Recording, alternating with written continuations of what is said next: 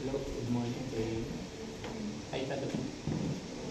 So this is our fourth week of learning about the past tense and the present and the future tense. So this is our introduction. Okay? So tense is an important part of grammar. Napakalaga ito sa yung grammar ng salita. No? So that shows the type on action.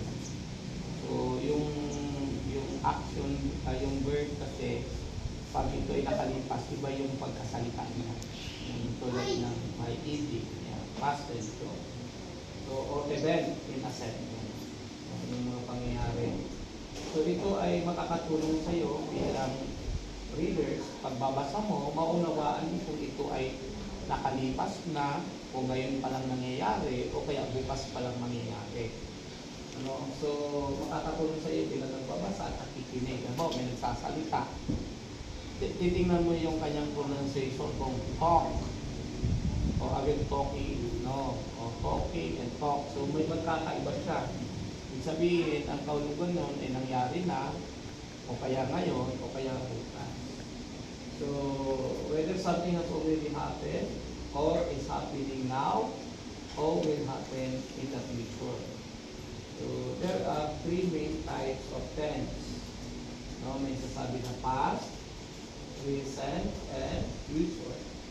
So, past tense refers to actions that were completed in the past.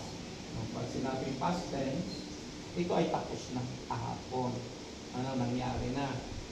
So, ito naman itatawag na present tense, describe action that are happening now. Pag sinabing now, ngayon nangyayari. Or occur regularly, nangyayari na nangyayari ngayon. And the future tense expresses action that will take place later. Yan, mamaya mangyari, o kaya bukas, o kaya next week, or next month. So, understanding this tense is essential for clear and effective communication, both spoken and written language. So, pag nakikinig ka, alam mo na yung salitang natapos na, o ngayon pa lang, o kaya bukas. O kaya pa nagbabasa ka ng books, malalaman mo kung ito ay tapos na, o ngayon pa lang nangyari, o bukas. Next. So, pag-aralan natin yung past tense. Ano yung past tense? Past tense is used to describe actions or events that already happened or were completed in the past. It tells the reader and the listener that the action is finished, tapos na.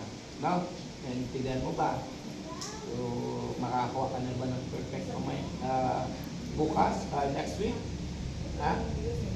Okay, next. So, past tense, ito yung mga dapat mong tandaan. Ang past tense is often used with time expressions such as the also yesterday, yung kahapon, the next, last night, then last week, o kaya last year, o kaya ago, o year ago, 2 days ago. So, pag may ago, nakalipas na. O kaya kanina, earlier, no? Kaninang umaga, in the past, a long time, no? O kaya then, pag may naging then, natapos na yan. Ano? Baga lumipas na kanina. Yung sandali, lumipas na. Next. So, dito naman tayo sa past tense pa rin. So, may rules sa past tense. Una, itatawag na regular verbs. Add ed. Nagdadagdag ng ed to the base form of the verb. Example, ano example ng with ed? Walk. Plus ed, walk. No? Ed. In, clean. No? Sabihin ito nalinis na, naglakad kahapon. So may tatawag naman tayo na irregular verbs. Change the verb form, no fixed mood. No? Example, go, went. Nababago. Diba? Go, ito ay went. Kahapon. No? Went siya, nabago siya. At it naman ay ate. parang ate sa Tagalog, ate. Ito ay tapos na. Pag ganyan yung spelling ng it, yung kumain, ito, pag ito nakita mo na parang ate, ay tapos na. See, nakita ngayon, nakita. So, nakita kahapon. Ano? So, nagbabago ang spelling niya. Kaya tinatawag siyang irregular verb. Yung may negative sentences naman, use did not, no? Yung did not, then, no? Base form of the verb. Example, I did not go to school yesterday. So, yung then, I did not go yesterday kasi may yesterday dito, no? So, the questions naman, you did plus subject plus base form of the verb. Example, did you finish your homework?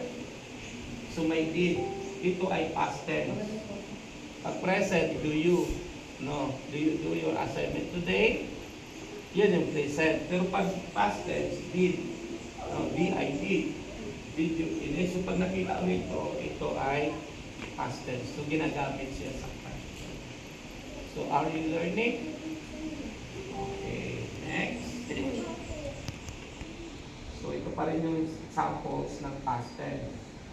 Ay, sige, basahin mo nga. Okay, next. Okay, next. Okay, then next. Okay. Devote. I devote. Last. So, last siya past tense. Kasi ito may last man, both. So, naiba yung stealing niya, no? Put na siya, buy. Dapat buy, no? Watch, TV, yesterday. Ito naman, last week, no? When? No, they went. You missed the day go. Ngayon, they go ngayon. Pero went siya, kaya past tense. Last night, hindi. Yesterday. So, with ED. Pauna. So, lahat yan ay past tense. Pag nababasa mo yan at naririnig mo yan, ilalagay mo sa pag-unawa mo na yan ay mga lumipas na. Okay ba, Jen? Okay. So, dito na tayo. Dito na tayo sa present tense.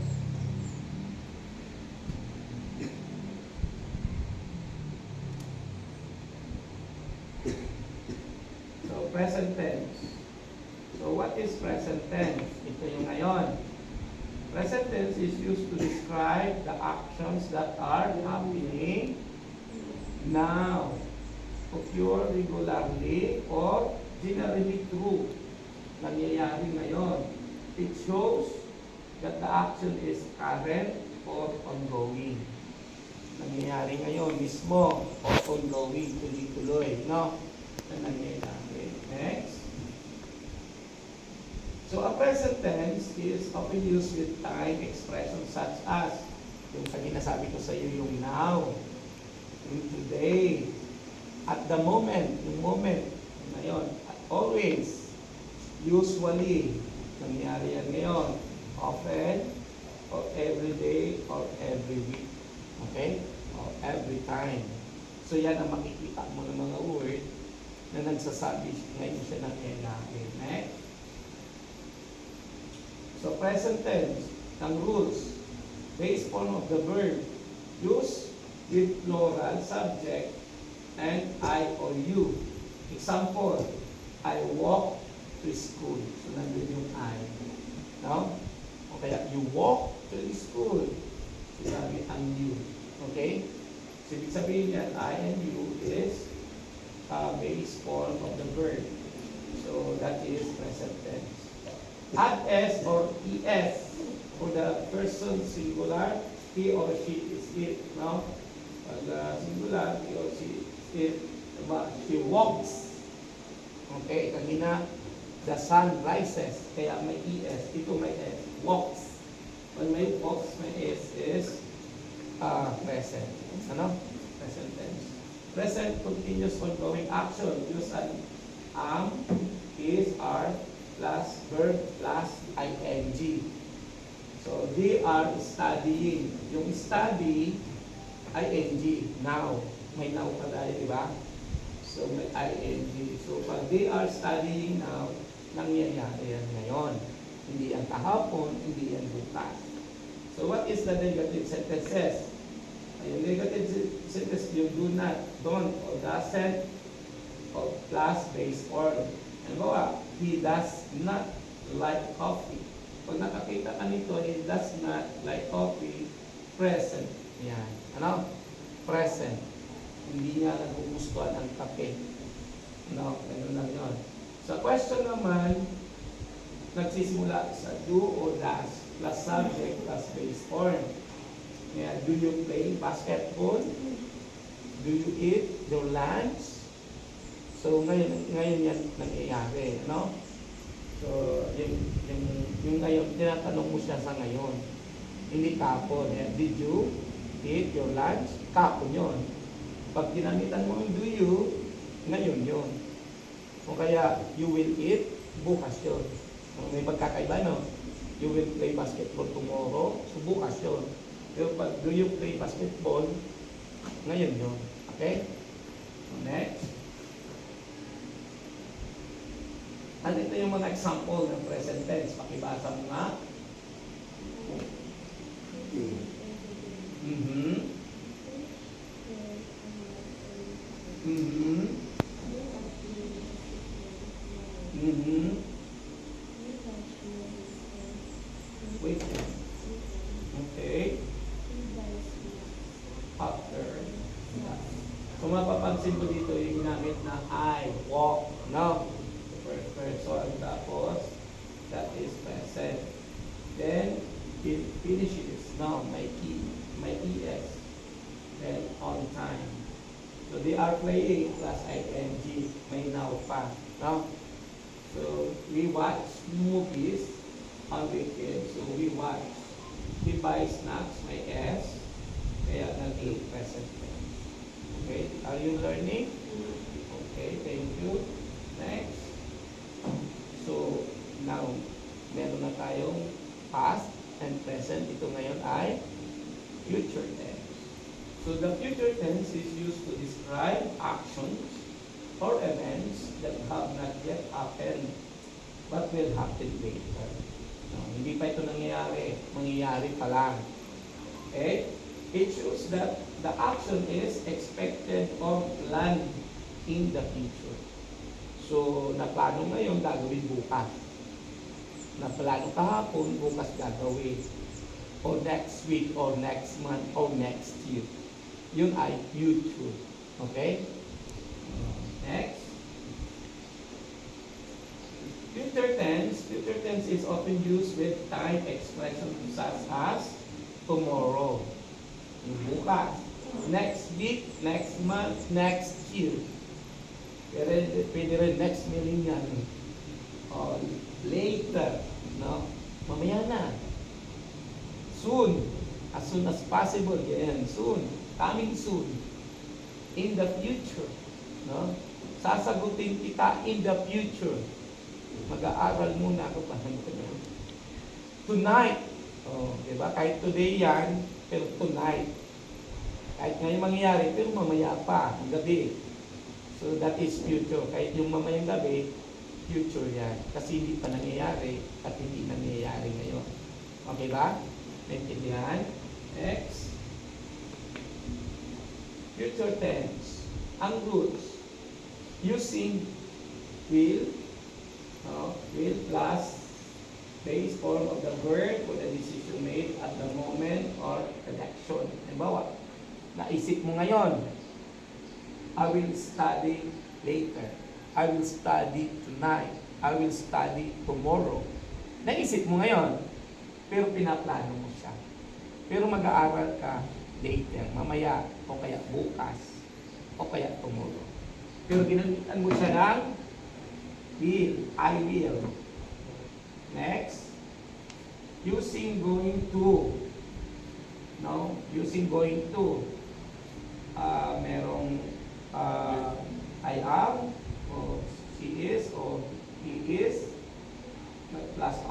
going to base form plus action intention. Ay ba, babae, she is going to travel tomorrow. So pag basta may going to, may tomorrow pa, that is future.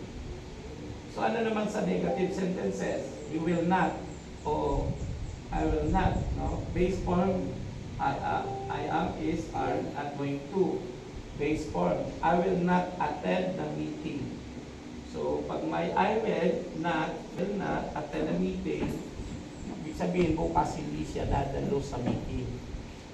I will not not attending, I will not eat tomorrow. So pag sa mga negative. Sa question naman, you will plus use will or subject plus base form. Example, will you join us later? Ikaw po ba ay padadalo? Mamaya, ikaw ba ay gagawa dito? Ikaw ba ay pupunta? So, start sa will you. Will you, no? So, naintindihan mo na yung future tense. So, next, ano mga examples ng future natin? Next, so, future tense, example, pakibasa. Okay.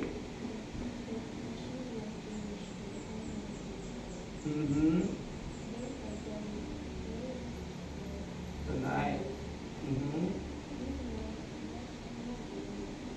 Okay. A new phone. So ano napapansin mo? Anong karamihan? Pag future.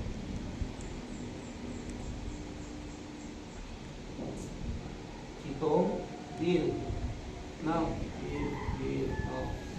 So yan. So may salita pang tomorrow, later, tonight, later, next month. Kaya future siya. No? Pero dito, going to. No? So going to. So that is future. So, very good.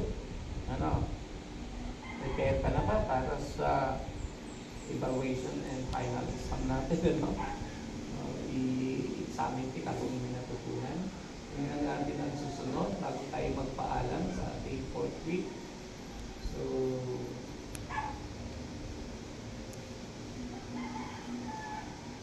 this is the conclusion ng ating discussion ngayon. So, sunod na meeting natin, magkakaroon ako ng evaluation and post-test sa iyo, no? So, the past tense help describe the action that have already happened and are completed in the past. So, dapat yan ang tandaan mo. Present tense used to express action happening now, no? Regular activities and general groups. And future naman shows action that will happen later or plan for you. So, overall, understanding these three tenses improves your clarity, your accuracy, and effectiveness both in speaking and writing. So, naintindihan mo na. So, magpapaalam tayo. So, meron na lang tayong 2 weeks. Yung ating 5th weeks and 6th week. Ano? So, next week po ay yung post-test. So, thank you so much, Jane. Are you enjoy learning? So, thank you so much, ma'am. Pag-discuss po ako sa kanya ng past and present tense. Kaway po. Bye.